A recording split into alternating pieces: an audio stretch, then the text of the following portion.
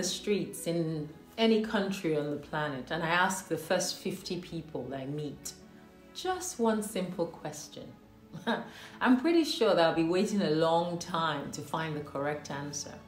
I'm sure you would like to know what that question is. So, well, here goes. Let's consider this your assignment so that maybe you can begin to find out for yourself.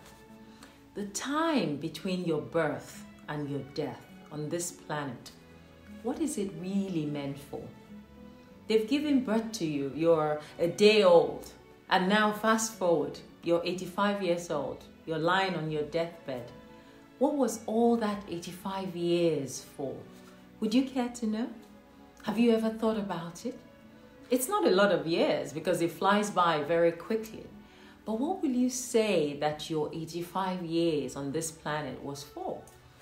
Why don't we start by eliminating what it wasn't for, so that at least we can get that out of the way and say, okay, we know it's not for this and it's not for that. Let's start with you being a child. It wasn't meant for you to be a child and for you to have your parents take care of you and do everything for you, because eventually you had to grow up and you had to learn to do it all by yourself. Otherwise, you would have stayed a child forever. If you're in your 20s and you say it's for me to go to the university, get an education, look good, dress up, attend parties and be dancing in nightclubs, it's not that either. Because that fades away very quickly, no matter the degree that you got. If you're in your 30s and you say it's to get a job, to earn money, to buy a house, well, our jobs change all the time, especially if the pay is higher. So it's not about your job. Your job can be anything. In fact, it's pay as you go for the highest bidder. If it's about buying and owning a house, someone else used to own that house that you're buying right now. So you're merely taking it over for a short period of time until life causes you to pass it on to the next person. So it's not about the house. If it's about getting married and starting a family, then single people with no children will not be alive. Besides, more than half of the marriages these days break up and end in divorce. So the so-called family we're talking about and the children, they eventually get up and leave and go and start their own family. And so you're back to being by yourself. And now let's say you're in your later years.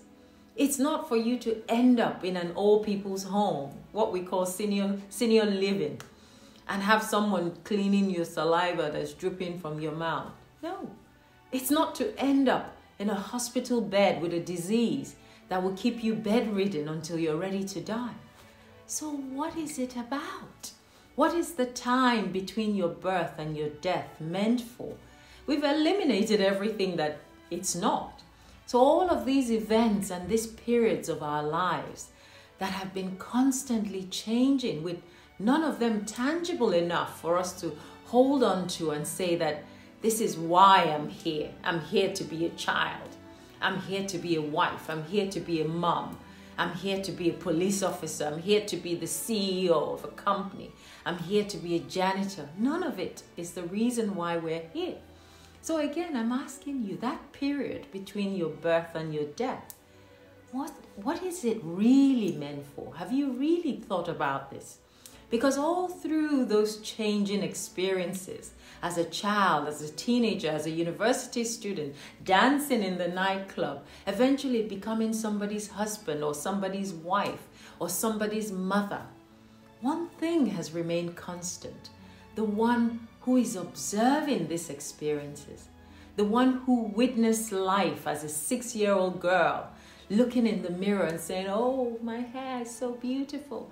And now, as a 66-year-old, still looking in the mirror and say, oh, my wrinkles, oh, I don't know what happened to my skin. Who is that one that has been there, despite the fact that so much physical changes has happened? The one who has been observing these changes, the witness of all of these experiences. So what is the meaning of life for you here on this earth? Now that you know what it's not. It's not trying to be rich, because it's not the richest guy with the most toys that wins. There's no competition. Even he is still going to die. It's not to be a mom, because that child that you want to be a mom to has to now grow up and become a mom herself. And so contrary to popular belief, we're also not here to work and pay taxes, because if I don't have a job, I don't have any tax to pay. So why did they give me 85 years on this planet? That is the meaning of life. For you to do the inner work of finding out. For you, the observer, who is the unchanging, the constant factor in all of these equations, to experience life in this body to help you evolve and expand your consciousness. But you cannot do so if you do not recognize yourself as this consciousness that is looking in and observing these experiences.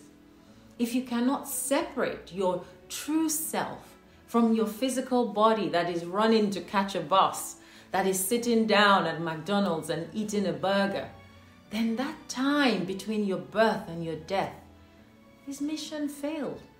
Many go through this life not realizing you are the higher self that observes and exerts your will on this personal self, which we call the ego. You are not the personal self. You are the consciousness that's using the personal ego to experience here with all these tools we call the mind and the body. So how much do you know of your higher self? Let me break it down to you. You have a body, you have a mind, but you don't have a spirit. You are spirit. So if you're wondering why the basis of your life must be spiritual, there's your answer. You don't have a spirit. You are spirit. And you are not from around here. So whether you agree with me or not, every guest must leave. Every rooster must go home to roost. Every airplane must land. Every ship must dock. Every spirit must long to go back to where it came from. So why have I come to experience this very short 80-something years of my life if I'm lucky? It's to do the spiritual work for my spirit in an earthly environment, to surrender to the moments and the everyday experiences that will teach me lessons, new lessons for my spirit. The true spiritual work is when you realize that it's really not about coming to this world to have more on this earth, fighting to acquire stuff. It's not getting married and having kids, because that would mean that those who are single, who don't have children, are lifeless. It's not the riches, because that would mean that the poor are dead. It's not chasing after more and more earthly pleasure so that you become a slave to your desires. But instead, it's about needing less and less of the material world, giving more of your higher self, taking from this universe only that which is needed, only that which your spirit needs, and not being unnecessarily distracted with all the mundane things. Then you will discover that what you were really seeking all along, why you were here, was for you to be happy, to be fulfilled, to be here, but still be connected to there. When you figure that out, more of what you actually need here comes into your experiencing. You realize that service is what makes you happy, is what your spirit has been craving all along, to bring value, to become useful component in this creation. And with this, you are then given more of what you need to serve and to stay connected. So if worldly things has still got a hold on you and has got you running day and night to accumulate, to acquire, with nothing else as your goal, then you are nothing but a slave to this world. Even if you are an earthly king, because you are bound to this world. Your entire focus is here. When it's time for you to go and you can't take anything with you, you will still be earthbound to this place. What many now call ghosts, because they are still so tied to their earthly desires. It's impossible for them to then get up and move on. If we spend more time on lofty and noble things, and these become what are the basis for our interest, then you will know that you are in this world, but you are not of it, because you're working towards taking something meaningful with you over there. Many of us believe that what we do impacts our future. We'd say to our children, if you want a bright future, you have to study hard and do well. This is what we tell the young ones. But we don't realize that the same applies to us. What we are doing now impacts what happens to us when we die. I hope I've been able to stir something in you to make you realize that that time between your birth and your death is but a generous gift from your Creator to be able to enter into this body, to expand your consciousness through experiencing and then come back fully conscious and be a better spiritual being than you were before you left. I hope you're using every moment of this gift well. I wish you well on this journey. Until next time, bye for now.